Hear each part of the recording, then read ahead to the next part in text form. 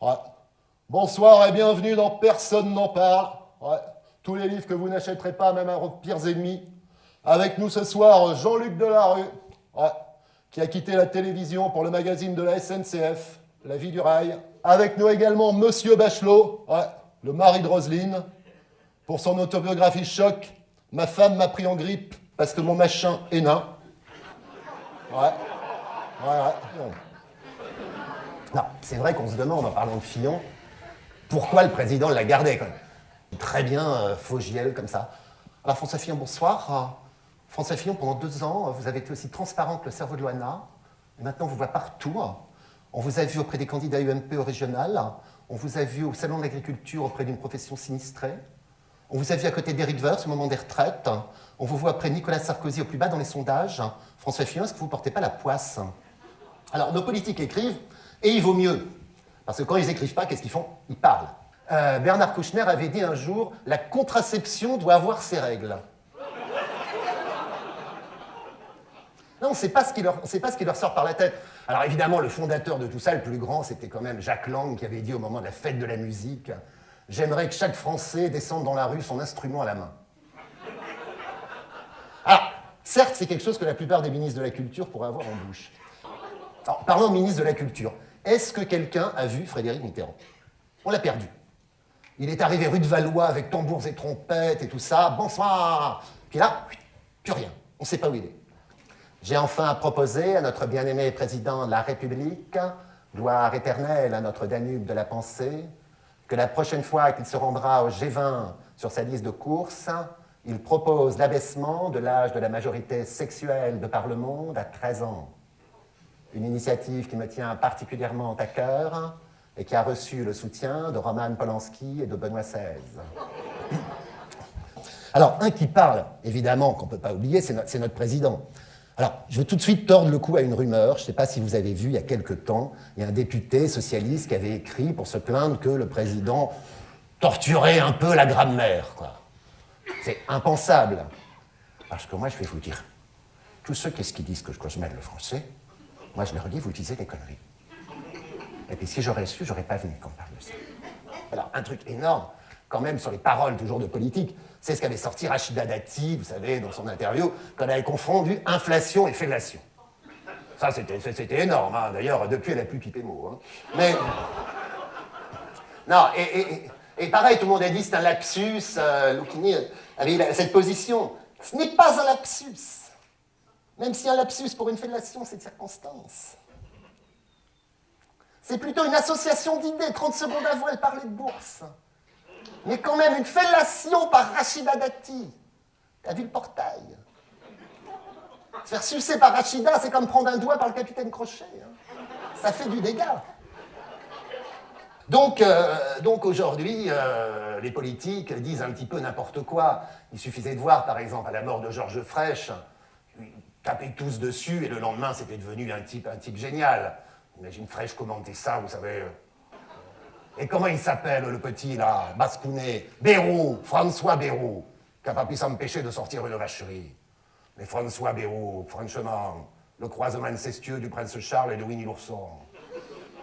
Non, mais le modem, vous savez ce que c'est, le modem? Le modem, c'est le mot de moitié, le dème de demi. Vous multipliez, ça fait le quart. À chaque élection, ils font le quart des voix de la précédente. On va faire un petit panorama de l'état de nos partis politiques.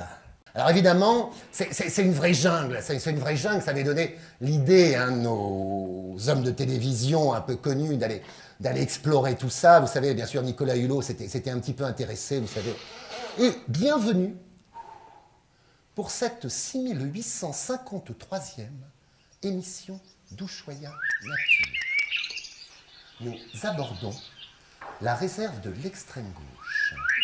Nous allons approcher pour vous montrer l'ancienne reine de l'espèce, la Buffette, qui a terminé son règne solitaire, n'arrivant plus à pondre ni à se reproduire. Mais enfin bon, alors, évidemment, il n'y a pas qu'à l'extrême gauche que ça va pas très bien. Au Parti Socialiste, c'est un peu compliqué aussi. Hein. Non, mais on imagine ce que dirait François Mitterrand, vous savez, vous voyez ça, hein. Je suis en train de m'amuser, de voir comment tout le monde se crève le chignon. Ça me rappelle les grands moments du congrès de La Rochelle. Tout le monde était proche l'un de l'autre. J'avais vu une très belle photo de Martine Aubry et de Ségolène Royal, côte à côte, tout sourire. Ça m'avait fait penser à Aglaé et Sidonie. Vous savez, cette ancienne série télévision, avec le petit cochon et la grand doigt. Et après, il y avait une photo de Aubry et de Strauss-Kahn. Là, c'était plutôt Aglaé et Sodomie. Non, c'est vrai. Enfin, vous me direz, le Parti Socialiste, c'est compliqué. Alors, le centre, n'en parlons pas. Le centre, alors, vous avez d'un côté Borloo. Alors, lui, il ne sait plus du tout à quel saint se vouer. Saint-Émilion, Saint-Estèphe, Saint-Julien. Je sais pas, il hésite. Et de l'autre côté, vous avez Bayrou. Alors, Bayrou, au centre, il me fait toujours penser, vous savez, à ce sketch de De Vos qu'on aurait pu imaginer. Vous savez, c'est... Oh, à un moment, je vois passer une jeune fille. Elle avait l'air assez à droite. Savoir où elle allait. Moi, je me sentais un peu gauche. Je lui dis, excusez-moi, mademoiselle, est-ce que vous pouvez me dire où est le centre? Oh, elle me dit, vous en êtes? Oh, je me suis dit, à coup sûr, c'est un cercle très fermé. Je pensais pas si bien dire, c'était la loi du milieu. Moi, voyant tout ça, je m'étais dit, oulala, ça devient un peu compliqué. Moi, je vais fonder mon parti politique. Alors j'ai été voir mon copain Las Palais, je lui ai dit, attends, je vais fonder un parti, ça va être génial, j'ai plein d'idées. Hein. T'as déjà vu beaucoup de partis politiques qui marchaient parce que t'avais des idées, toi? Donc j'ai laissé tomber la politique et je me suis reconverti dans la cuisine. Ouais, ça c'est génial la cuisine, c'est une source de plaisir. Ah, alors Koff avait écrit un très très bon bouquin sur la cuisine politique, je ne sais pas si vous vous rappelez, il en avait pas mal parlé. Eh oui, alors il y a des ingrédients à éviter. La ségolène, par exemple. Très à la mode à une époque, on s'est rendu compte qu'elle était complètement acide et très indigeste.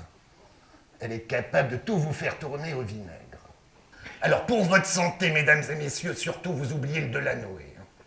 Ça vous bouge vos artères comme un rien, et vous aurez beaucoup de problèmes de circulation avec cet ingrédient.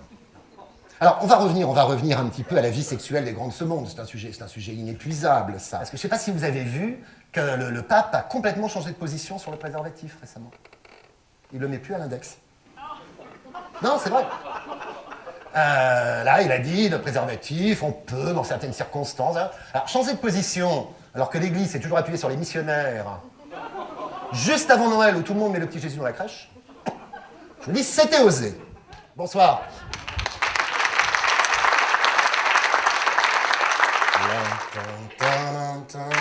Allez, on y va. Baraque, je ne suis pas noire, mais j'ai déjà bruni. C'est quand même mieux le soir que Martine Aubry.